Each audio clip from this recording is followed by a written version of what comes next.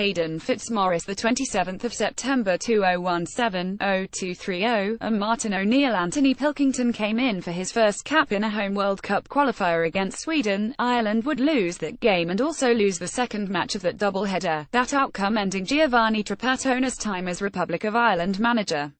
The case is relevant as now, like then, the stakes are high for the Ireland side at the tail end of a once promising but ultimately disappointing World Cup campaign. And relevant because the current boss, desperate for 2 wins to keep the World Cup show on the road, may well turn to an uncapped player to come in and try to make a big statement on the international stage, with Championship forward Scott Hogan Aston Villa, Sean Maguire Preston and Aidan O'Brien Millwall all named in the 32-man squad for the must-win games against Moldova and Wales. Presence for the FI. Hogan's presence in the panel is the culmination of a chase that began 4 years ago, when he was a free-scoring forward with fourth-tier side Rochdale, where an attempt to call in Hogan for an U21 international ended in disappointment. It's taken a lot of meetings with intermediaries, phone calls and paperwork to get the 25-year-old to this stage.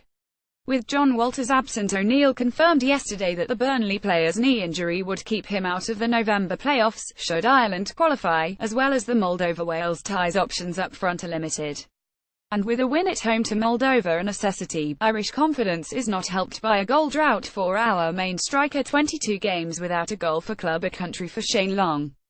O'Neill says it would be a leap for Hogan and Maguire to come in and play, possibly even start, against Moldova on Friday week, though Maguire could have, and should have, a few caps under his belt by now had the Ireland manager not remained so stubborn in the face of calls for his promotion for the 3-game series of matches in June and last month's doubleheader, when Ashotchi Ireland were crying out for a confident, on-form centre-forward.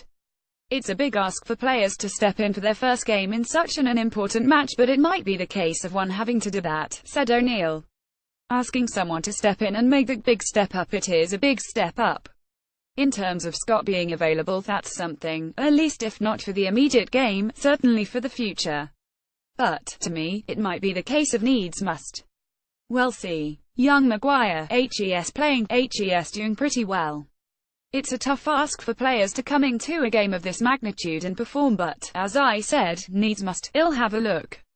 The Ireland boss has limited options for Moldova. James McLean and Robbie Brady are suspended, John Walters and Seamus Coleman are injured, and James McCarthy, despite being named in the squad, is not expected to be fit, while Harry Arter and Wes Hoolahan are carrying knocks but should be available. That's why it could be the needs-must scenario O'Neill outlined above, though there is good news in the form of Jeff Hendrick's return from injury and some good form with leads from Ewan O'Carney. Difficult there could also be a boost pre-Cardiff, should Wales drop points into Tbilisi. Wales still have to win the last 2 games, and I think the game in Georgia will be difficult for them, said O'Neill. But it doesn't concern me because we have to win our 2 matches. And I can't even think about the second game. We have to beat Moldova. That will be a tough evening for us, just to make sure that we win that game, and I think that the Wales game will look after itself.